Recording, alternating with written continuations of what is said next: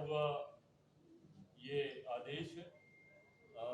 मैं कोई भी बात ऐसी नहीं कहूँगा जो कि कंटेम्प्ट ऑफ कोर्ट हो, बट हाँ इस बात पर हम लोग की आपत्ति जरूर है और लोक जनशक्ति पार्टी रामविलास की तरफ से हम लोग सुप्रीम कोर्ट में हम लोग एक पुनर्विचार याचिका भी हम लोग दाखिल करने जा रहे हैं, जिस तरीके से रिजर्वेशन विद इन रिजर्वेशन के प्रावधानों को सुप्रीम कोर्ट के द्वारा दिए जाने की संभावनाएं खोली गई हैं। पहली बात तो जब अनुसूचित जाति की बात आती है, इस बात को मैं स्पष्ट कर दूं कि अनुसूचित जाति में ऐसी जातियां हैं, ऐसी कास्ट को शेड्यूल किया गया है संविधान में जिनका आधार अनटचेबिलिटी रहा है। शेड्यूल कास्ट का आधार कतई और कभी भी शैक्षणिक अव्यवस्था नहीं रही, उनका आधार कभी भी आर्थिक नहीं रहा, इसका आधार हमेशा से अनटचेबिलिटी ही रहा है। इसमें हमारे संविधान में ऐसी जातियों को शेड्यूल कास्ट के तहत शेड्यूल किया गया है जो कहीं ना कहीं कभी ना कभी छुआछूत का शिकार रही है। तो ऐसे में रिजर्वेशन विद इन रिजर्वेशन का कंसेप्ट शेड्यूल कास्ट में आ ही नहीं सकता। क्रीमी लेयर का प्रावधान शेड्यूल कास्ट में कभी आ ही नहीं सकता है, क्योंकि इसका आधार ही अनटचेबिलिटी रहा है। सुप्रीम कोर्ट के ऑब्जर्वेशंस को मैंने पढ़ा है और उसमें कहीं पर भी अनटचेबिलिटी का जिक्र नहीं किया गया। भाई आज की तारीख में भी ये उदाहरण हम लोग को देखने को मिलते हैं कि एक दलित समाज से आने वाले युवा को ही घोड़ी पर चढ़ने से रोका जाता है। एक दलित समाज से आने वाले परिवार को मंदिर में प्रवेश करने से रोका जाता है। कई ऐसे उदाहरण हम लोग के सामने हैं जहां पर संपन्न लोग भी जो कहीं ना कहीं समाज में एक अच्छी पहचान बना चुके हैं, वो लोग भी जो दलित समाज से आते हैं, जब मंदिर में जाते हैं तो मंदिर धुलवाया जाता है। तो आज भी इस तरीके के भेदभाव को प्रैक्टिस किया जा रहा है। तो जब भेदभाव छुआछूत के आधार पर हो रहा है, ये भेदभाव कहीं शिक्षा के आधार पर नहीं हो रहा, ये भेदभाव कहीं आर्थिक दृष्टि से नहीं हो रहा है कि भाई आर्थिक तौर पर आप सक्षम हो गए तो अब कोई भेदभाव नहीं होगा। जैसा मैंने अपने उदाहरण में बताया कि कई ऐसे बड़े नाम भी हैं, मैं नाम नहीं ले रहा, आप सब उन नामों को भी जानते हैं। कई ऐसे बड़े नाम भी हैं जो अगर किसी मंदिर में चले जाते हैं तो उसके बाद उस मंदिर को गंगा जल से धोया जाता है। तो ऐसे उदाहरण आज की तारीख में भी देखने को मिलते हैं।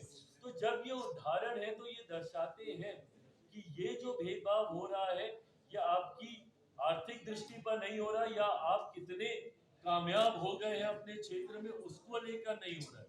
ये इसलिए हो रहा है क्योंकि आज भी छुआछूत को मानने वाले लोग हैं। और शेड्यूल कास्ट का जब मैंने जिक्र किया, इसमें उन्हीं जातियों को इसमें रखा गया है जो छुआछूत का शिकार कभी ना कभी कहीं ना कहीं समय के किसी दौर पर रही है। तो जब आधार आपका छुआछूत है तो ऐसे में क्रीमी लेयर का प्रावधान या रिजर्वेशन विद इन रिजर्वेशन का प्रावधान हो ही नहीं सकता है। इसीलिए मैं और मेरी पार्टी लोक जनशक्ति पार्टी इससे असहमति रखती है और इसीलिए हम लोगों ने पुनर्विचार याचिका सुप्रीम कोर्ट में हम लोग आने वाले दिनों में हम लोग दाखिल करने। क्या अध्यादेश का भी आप मन में सोच रखे सर कि अगर वो पुनः याचिका? मैं सरकार का हिस्सा हूँ और मेरे पास सरकार के भीतर इन चर्चाओं को करने की गुंजाइश मुझे मिलती है। कोई अध्यादेश आएगा नहीं आएगा, इस पे कानून बनेगा नहीं बनेगा, जरूर मैं चाहता हूँ, पर ये तमाम बातें गठबंधन के भीतर करने की है, क्योंकि मैं खुद आज की तारीख में सरकार का हिस्सा हूँ। ये गठबंधन के भीतर। अब इसके बाद आप कहाँ पे ये कैसे इससे भी लार्जर कंट्रीब्यूशन है क्या? ये संवैधानिक बेंच है, इनका कहना है। तो ये हम लोग का अधिकार है। हम लोग किसी भी जजमेंट को लेकर पुनर्विचार के लिए कोई भी व्यक्ति हो, कोई भी संगठन हो, कोई भी संस्था हो जो उससे सहमति नहीं रख सकती है, ये एक कानूनी अधिकार है हम लोग के पास।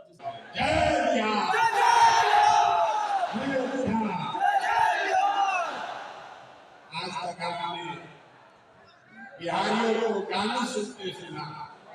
बाहर हम लोग जाते हैं तो कहते हैं झारखंड के हैं, यूपी के हैं, बिहारी कहने में मानने में शर्म आने लगा। सही बात है सर। इसीलिए गांव गांव घर घर ये नारा बुलंद करवाया जा रहा है। एक बार सम्मान से कहिए जय बिहार। आप सबका यहाँ इस सभागृह में आने के लिए बहुत बहुत धन्यवाद। 28 तारीख को आज से 7 दिन पहले इसी सभागृह में संगठन के जिला और प्रखंड के पदाधिकारियों की बैठक हुई। उसमें हम लोगों को घोषणा की है कि जब 2 अक्टूबर को दल बनेगा कि नहीं बनेगा आपसे भी पूछ रहा है। कुछ भी नहीं किए। 1 घंटा आप शांति से बैठने के लिए तैयार हैं कि नहीं है? 1 घंटा समय है तो पहले समझिए जन सुराग है। लोगों को 2 बड़ी समझाइए नहीं। कोई कह रहा है आंदोलन है, कोई कह रहा है दल है, कोई कह रहा है जन जागरण अभियान है। हम आपको बता रहे हैं जन सुराग क्या है। जन सुराग बिहार के युवाओं की जिद है। अभी गाना नहीं बनाना, ये बिहार के युवाओं की जिद है कि जिस बिहार को इस देश के बड़े बड़े दल और नेताओं ने नष्ट कर पाने वाला राज्य, जातियों में बटा हुआ राज्य मानकर इसके हाल पर छोड़ दिया है, उसको सुधारने का जिम्मा यहाँ के युवाओं ने उठाया है। ये हमारी जिद है। आप बताइए है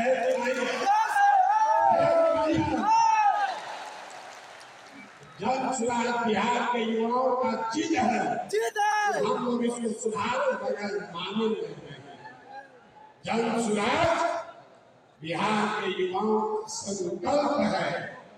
अगले 10 वर्ष में याद कर लीजिए, लिख लीजिए, अगले 10 वर्ष में देश का सबसे गरीब और पिछड़ा राज्य बिहार इसको देश के 10 सबसे अग्रणी राज्यों में शामिल कराकर ही बन लिया है। होना चाहिए या नहीं होना चाहिए? किसको चाहिए? हाँ, होना चाहिए कि नहीं होना चाहिए? होना चाहिए। अभी पूरा नहीं हुआ। जन सुराग यहाँ के युवाओं का जिद है, हम लोगों का संकल्प है। लेकिन जन सुराग एक व्यवस्था भी है, वो व्यवस्था जिसमें गरीब से गरीब घर का बच्चा अगर आकर समाज के लिए, बिहार के लिए कुछ करना चाहता है, समाज और राजनीति में सुधार के लिए, अपने बच्चों के भविष्य के लिए कुछ करना चाहता है, तो आपको पैसे का चिंता नहीं करना, जाति का चिंता नहीं करना, चुनाव लड़ने और जीतने का चिंता नहीं करना है। चिंता जन सुराग को अपने भाई, अपने बेटे प्रशांत किशोर पर और बिहार को सुधारने के लिए खड़ा होने के लिए तैयार है कि नहीं है? जन सुराग जिद है युवाओं का। जन सुराग हमारा संकल्प है। जन सुराग एक नई व्यवस्था है, लेकिन सबसे बढ़कर जन सुराग हम में बैठा हुआ हर आदमी और हमारे घरों में रहने वाले लोग, हम लोगों का सपना है कि बिहार में अपने जीवन काल में, याद रखिए ये जन सुराग का सपना है। अपने जीवन काल में हम लोग ऐसा भी दिन देखना चाहते हैं जब हरियाणा, पंजाब, गुजरात, महाराष्ट्र से लोग बिहार में रोजी रोजगार करने आए तब मानेंगे कि बिहार में विकास हुआ। होना चाहिए कि नहीं होना चाहिए? तो एक बार खड़े हुए, एक बार अपने सीट पर खड़ा होइए और बताइए होना चाहिए।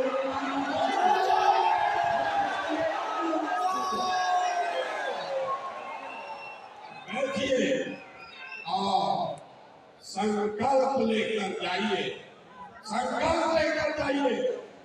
ये आखिरी पीढ़ी है बिहार की, मैं आपको आश्वस्त कर रहा हूं। ये आखिरी पीढ़ी है बिहार की जो पढ़ाई और रोजगार के लिए मजबूरी में अपना घर परिवार छोड़कर बिहार से बाहर गया। इस पीढ़ी के बाद कोई भी बिहार का लड़का, कोई भी बच्चा मजबूरी में बिहार छोड़कर बाहर मजदूरी करने के लिए नहीं जाएगा। होना चाहिए कि नहीं होना चाहिए? बिहार के बच्चे मजदूरी करने के लिए पैदा नहीं हुए, मजदूरी करने के लिए नहीं पैदा हुए।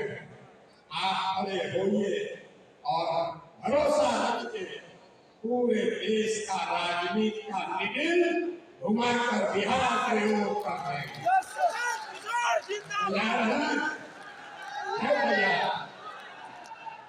पहले आपको पिछले मीटिंग में जो निर्णय हुआ, निर्णय नहीं हुआ, लोगों ने कहा है उस पर आपकी सहमति चाहते, आप सभी वोट मांगेंगे।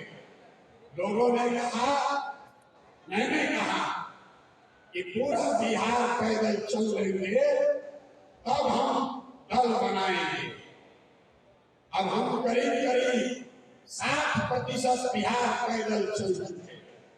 लोगों से हम लोगों ने पूछा है कि क्या दल अभी बनाया जाना चाहिए या पूरी पदयात्रा खत्म होने के बाद दल बनना चाहिए। दो विकल्प है। पहला, 2 अक्टूबर को दल बना दिया जाए। दूसरा विकल्प है अगले साल पदयात्रा मार्च में जब खत्म होगी तब दल बनाया जाए। जितने लोग चाहते हैं कि 2 अक्टूबर को आप सब मिलकर दल बनाएं, तो जरा हाथ उठाकर 2 अक्टूबर की मार्च, 2 अक्टूबर की मार्च।